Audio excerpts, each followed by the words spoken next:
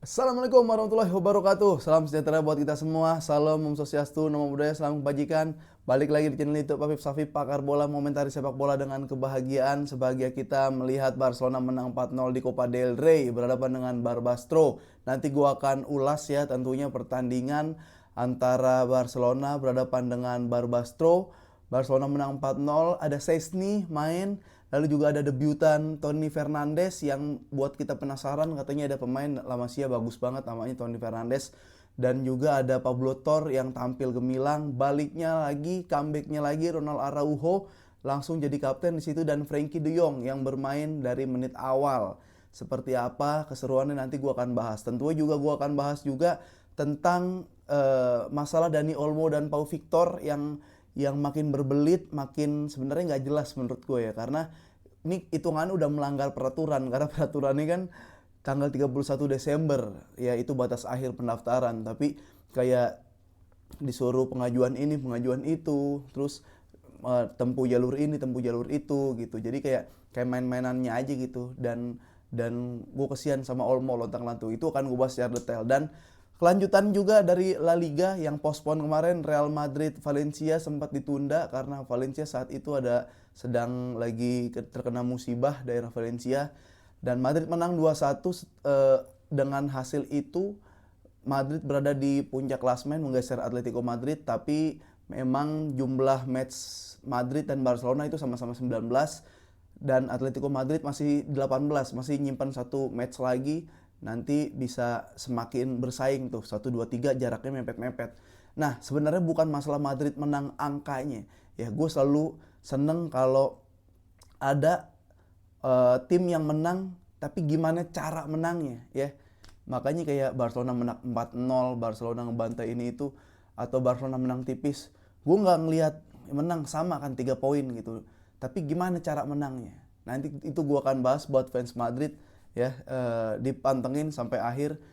Gue pengen bahas Barcelona dulu. Sebelumnya absen-absen dulu kalian dari mana aja berada, seluruh Indonesia Sabang sampai Merauke yang lagi kerja di luar Indonesia, semoga semua dalam keadaan sehat walafiat ya. Yang lagi belum kerja dapat pekerjaan, dan yang lagi sekolah atau kuliah diberikan nilai yang bagus sehingga diterima di universitas atau kantor yang kalian inginkan. Yang temannya masih nyangkut utang segera dibayar ya, yang penting semua sehat dan sejahtera. Oke, kita langsung aja ini bahas uh, Copa del Rey antara Barcelona melawan Barbastro. Sebenarnya nih Barbastro kalau dari nama kayak bukan klub bola ya, lebih kayak restoran. Barbastro, Pinang Bistro gitu, kayak kalau enggak nama baju distro gitu, Barbastro. Ya ini dari segundanya La Liga. Kita bahas dari line up dulu. Ini kan ada yang menarik yaitu Barcelona akhirnya kita melihat Szczęsny main ya. Barcelona bermain dengan 4-2-3-1. Tapi ini emang udah pasti sesuai prediksi kita ya. Kalau Copa del Rey itu kayak ketemu klub Liga 2, Liga 3, itu mereka seneng ketemu Barcelona gitu. Dan Barcelonanya atau klub-klub gede di La Liga harus pinter-pinter juga, kayak jangan sampai mainin akhirnya jadi cedera gitu, atau jangan sampai mainin salah main terus kalah gitu akhirnya. Sebenarnya dibilang susah-susah gampang ini Copa del Rey gini, mereka senang ketemu klub-klub besar. Dan yang menarik adalah kalau misalkan kayak klub besar ketemu klub Liga 3-nya gitu, kayak eh, kalau lu nonton tadi itu kan disiarin ya, lapangan itu kayak belum yang standar internasional kan, lucu banget. Jadi kalau di Jakarta tuh kayak lapangan banteng gitu kan, kayak misalkan di Solo tuh bahkan Sriwedari itu lebih bagus daripada klub-klub Liga 3 di mana namanya, di Spanyol. Bahkan klub-klub di Magelang itu, stadion-stadion Magelang gitu yang di Jawa itu lebih bagus daripada stadion-stadion yang kita lihat di Copa del Rey Liga 3-nya mereka gitu. Jadi kameranya tuh ngepen gitu, kayak kalau ke kiri dia bukan goyang tapi maju muter maju muter, kitanya pusing nontonnya. Itu yang bikin menarik Copa del Rey kan. Nah, 4-2-3-1 sekarang kita ngelihat Szczęsny penjaga gawang ya. Ini di rating kalau gue ngeliatnya dari Google, bukan dari aplikasi atau media-media, dia 4,7 ya, dari 5 4,7. Wah, ini berarti bagus. Szczęsny, kiri Gerard Martin, Inigo Martinez, Araujo yang comeback setelah cedera. Ada Jules Koundé yang main diganti di babak kedua. Ada double pivot De Jong dan si Eric Garcia. Ya, sebelah kanan Pablo Torre. Ini template-nya gini ya, tapi pas di lapangan berubah. Di belakang Leo ada Pedri, di tengah ada Fermin Lopez. Fermin Lopez gue nggak ngeliat dia main bagus ya. Dan ada Lewandowski yang cetak 2 gol, ratingnya 4,7 sama kayak si Szczęsny karena clean sheet, cuma save-save yang gampang ya, bukan save-save krusial. Nah, kita bahas dari Szczęsny-nya dulu ya. Szczęsny ditanya gimana pendapat lu debut di Barcelona. Seperti yang kita tahu, Szczęsny tuh di sono udah ngerokok-ngerokok gitu. Bahkan mungkin ya kalau ditelepon Lewandowski kayak, ayo main lagi ke Barcelona. Ya bro, ini gue udah nggak ada pola atlet nih, gue udah ngerokok gitu. Kata Lewa, lu juga kan ngerokok emang dari umur 30 emang. Emang pelatih nggak tahu aja lu ngerokok gitu kan. Ya udah kalau masih oke, ayo deh. Nah akhirnya dijalanin lagi, ditunggu sampai fit. Kalau kata Hansi Flick akhirnya mainnya di Copa del Rey. Walaupun gue masih pengen ngelihat dia main di momen krusial juga, momen-momen penting gitu. Tapi ya yang seperti kita tahu, Barcelona mau dominasi permainan, Barcelona mau nguasain bola ya. Jadi emang harus build up dari belakang. Cuma gue ngeliat juga tadi Szczęsny kalau refleks masih bagus lah. Kiper tuh wine lah, semakin tua semakin bagus refleksnya. Cuma ada gak perkembangan lain yang ke develop gitu. Dia bisa juga passing pelan-pelan, bisa passing bisa.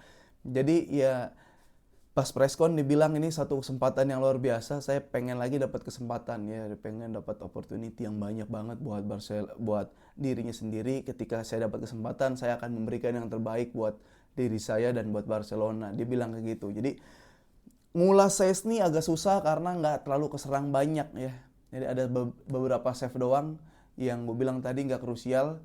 Tapi gue happy ngeliat Szczęsny di jaga gawang karena biar gimana pun Szczęsny itu sering ngegeser kiper utama gitu kan. Di Arsenal, Almunia kegeser.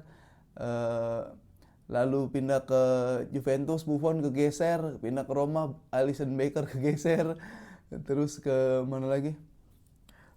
Polandia juga Fabianski kegeser, jadi ya gue seneng lihat Szczęsny di belakang gitu. Nah Araujo main gimana ya? Araujo kalau dari Hansi Flick bilang kayak ya kita memang tahu sentuhannya Araujo seperti apa, kelasnya Araujo di mana, jadi gue sangat happy dengan kembalinya Araujo gitu. Dia tidak berhenti duel bola ya, pas nyerang dia ikut nyerang. Kadang beberapa kali kan dia jadi assist buat Garcia tuh gol pertama tuh. Terus bertahannya juga bagus, bola atas kan bagus. Postur back emang segitu harusnya. Jadi itu Ronald Araujo. Sebelah kanan ya Koundé emang yang salah satu pemain yang menarik lah.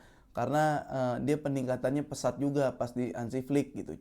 Dan dia harus diganti karena ingat lagi tanggal 9 ya itu ada Spain Super Cup, udah semifinal lawan Athletic Bilbao, jadi harus disiapin kayak gitu pinter-pinter. Gerard Martin tadi ada tuh, Gerard Martin ini menurut data Gerard Martin dia melakukan Gerard Martin tuh lagi bagus secara statistik ya, walaupun ada Pablo Torre yang memukau banget penampilannya kan. Dia kasih 2 assist terus 1 gol. Mana Gerard Martin ya? Nah Pablo Torre dulu aja nih. Pablo Torre dalam statistik, Pablo Torre dia menciptakan 1 gol, 2 assist, 7 crossing, 8 ground duels, menang kali 8 menang duelnya menang 8 kali, 2 kali intercept. Berarti kan dia gelandang serang, bahkan ditaruh di flank tadi, terus main ke tengah-tengah inverted untuk ngintercept 2 kali itu, berarti intercept yang jadi gol ya. 1 lagi gue nggak ngeh yang pas di mana. Itu luar biasa. Memang nih pemain berbakat ya. Cuma emang posturnya mungil dan harus lebih sabar lagi kalau mau bersaing. Dan ini udah bener yang dilakuin Pablo Torre, menurut gue udah bener bro. Dengan setiap dikasih kesempatan langsung manfaatin semaksimal mungkin.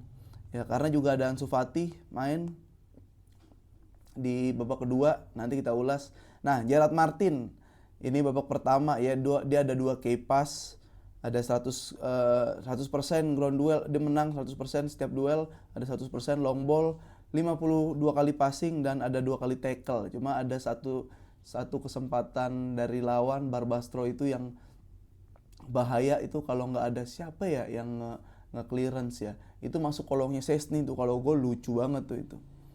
Ya, jadi Araujo comeback, dia langsung ngasih assist ke si siapa? Eric Garcia itu. Eric Garcia yang ada siasat mau dijual sama Barcelona ya. 6 menit 62 Ansu Fati masuk, Sergi Dominguez, Kurbarsi masuk ya, Lewandowski diganti Figo dan Konde. Toni Fernandes masuk ganti Pablo Tor. Gue belum ngeliat terlalu jauh Toni Fernandes, cuma kalau lu yang penasaran ya mungkin lu buka aja lah di klub B kayak gimana. Dan Frenkie de Jong sih ngasih pre-assist ya. Jadi gol pertama tuh kan tendangan Frenkie, kepala Araujo, dari itu kepala si Garcia, habis itu gol. Cuma kayak biasa banget. Frenkie de Jong kayak, ini kan lu lawan Liga 3 gitu yang lebih berada beberapa level di bawah lu, kayak tetap biasa. Nggak ada istimewa-istimewanya gitu. Bukannya gue nge-hate banget ya, cuma kayak maksudnya gini. Pablo Tor kan menonjol gitu. Gerard Martin umpamanya nggak menonjol tapi statistiknya bagus. Siapa lagi tuh? Araujo sekalinya comeback assist langsung, mainnya bagus kelihatan. Ini kayak yang biasa banget gitu. Biasa banget gitu. Jadi gue kayak mendingan Toni Fernandes dilamain gitu mainnya gimana. Ansu Fati juga masuk-masuk. Ada 2 peluang tuh yang bolanya dipassing ke kiper, diumpan. Bukan mau digolin, diumpan. Satu tuh yang dari kanan tuh. Bola datar. Aduh, itu bola-bola striker banget itu. Lu lihat gak sih gol gua kemarin di channel YouTube gua? Ini ditaruh sama Ansu Fati, bukan ditaruh mah bisa gol. Diumpan ke kiper. Disuruh tangkap. Ya Allah, Liga 3 itu Ansu Fati.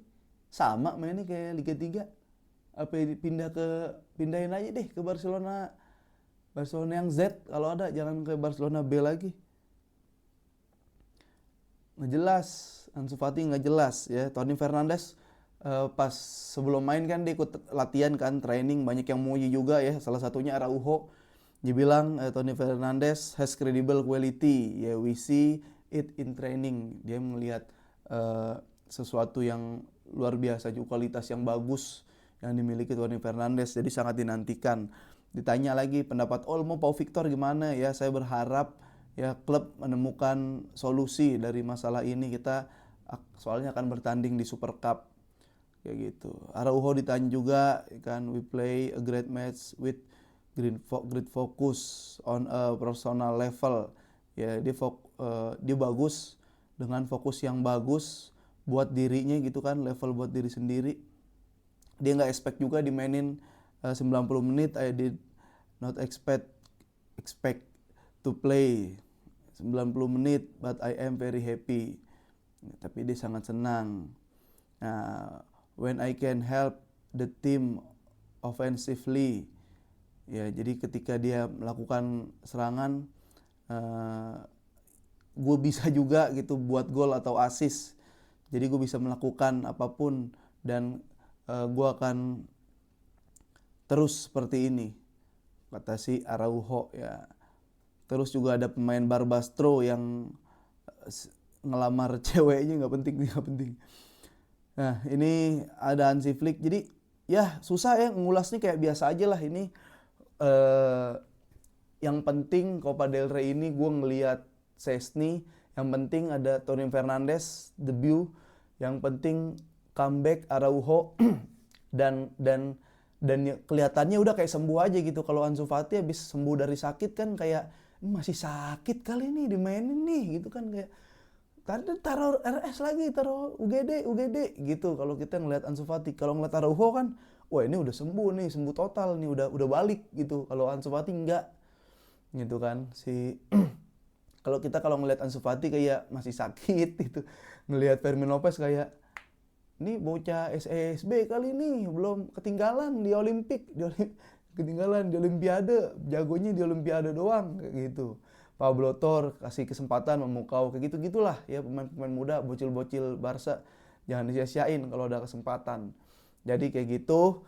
Barcelona dan Olmo itu sekarang lagi ada pengajuan banding, disuruh menempuh jalur hukum 1-1 gitu. Jadi dari tadi yang harusnya udah nggak mungkin lagi bisa didaftarin, terus disuruh 1-1 itu jadi kayak 50-50 lagi.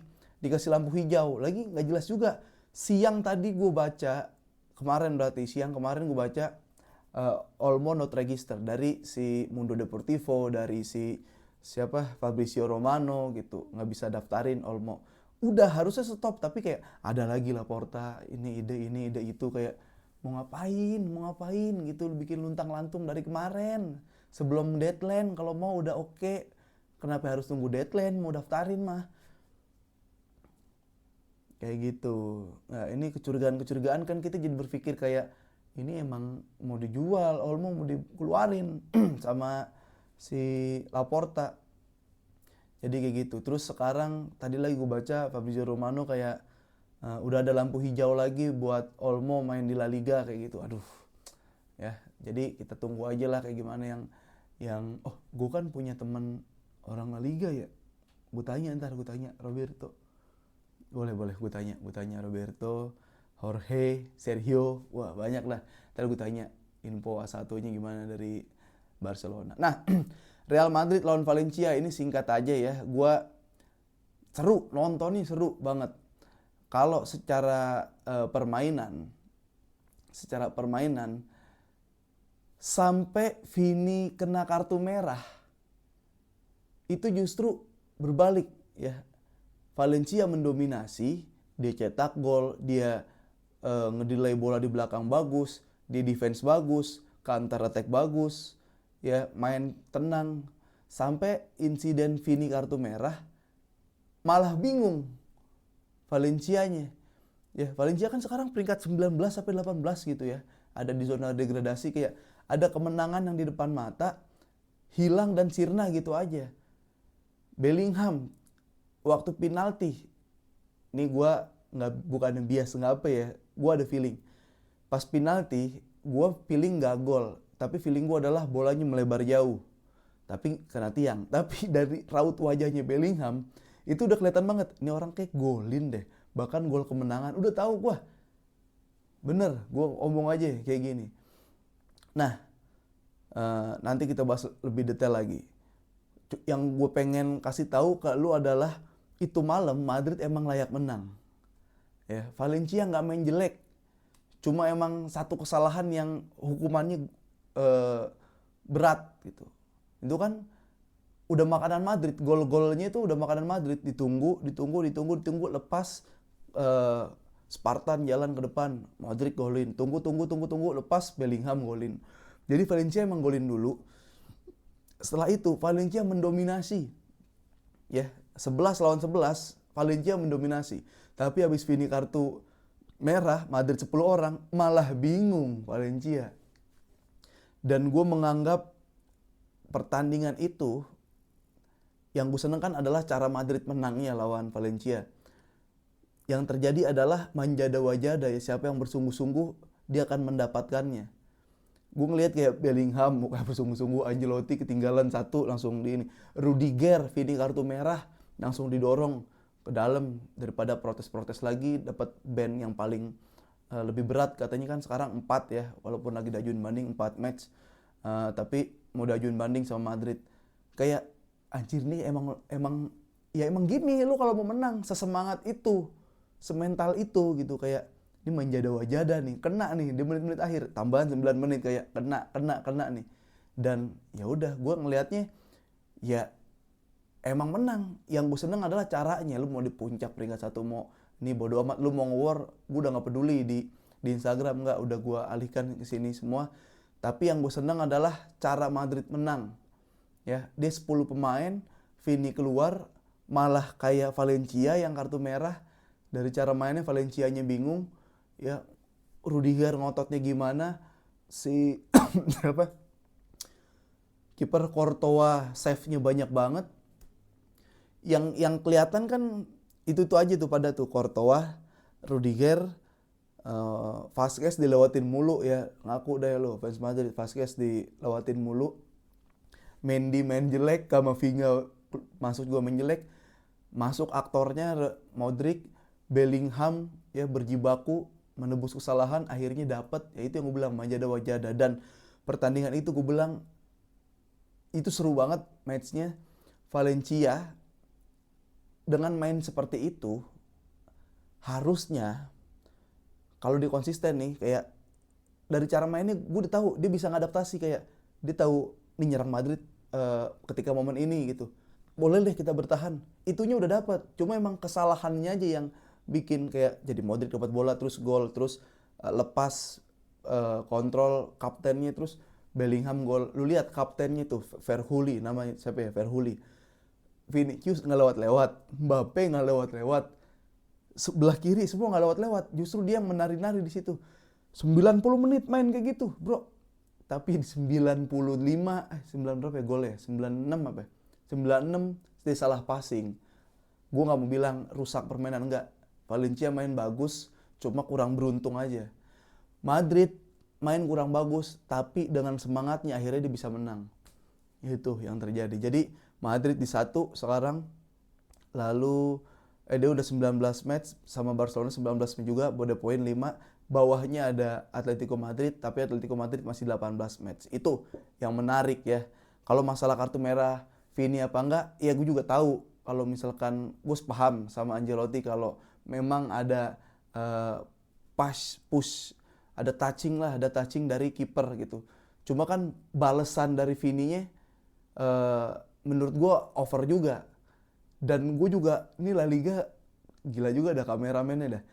Jadi setiap Vini dapat bola, misalkan ngelewatin orang atau ditabrak atau nggak lewat, mukanya disorot ke Vini gitu, ngomel-ngomelnya apa. Gue gini, gue nggak bahas masalah, susah sih ya, ini ambangnya takut putus karet ini gue kalau mau ngomong tentang Vini ya. Nggak mau bahas masalah color ya, gue nggak mau bahas masalah color ya. Anggaplah semua pemain itu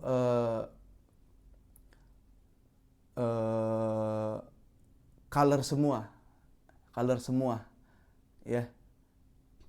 Berarti kan dia memprotes terus gitu kan. Dan anggap itu misalkan bukan color semua, anggap semua pemain itu white semua, tetap aja dia memprotes terus. Maksud gue bukan masalah warna, tapi masalah sikap kayak gitu. Jadi gue juga nggak ngerti.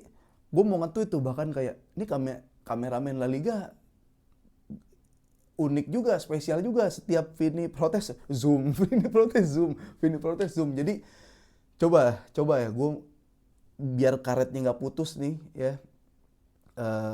Emang harus hati-hati ngomongnya. Ada lagi nih, anggaplah semua tadi yang gue bilang pemain color semua ya. Paham gak tuh maksudnya color semua? Vini tetap begitu gitu.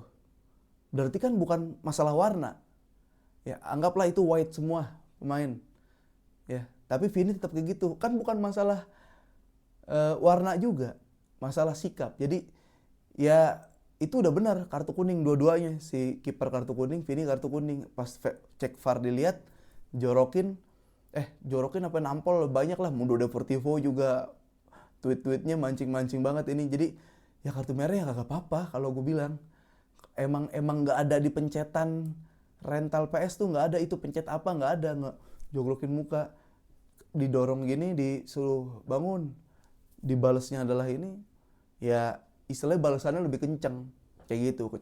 Cuma gue nggak tahu emang skipper tuh ngomong apa ke Vini gitu. Dan suasana Mestalla kan yang katanya buat tim tamu tuh bikin jadi angker banget ya.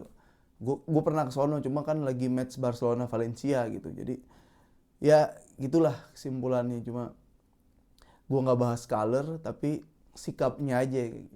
Ya kartu merah gue setuju aja kartu merah. Ya toh kipernya juga kartu kuning. Itu yang terjadi ya. Jadi makin seru La Liga. Wah udah mau setengah jam ya. Padahal gue jam 5:30 nih gue tag pagi habis sholat subuh. Oke, dah.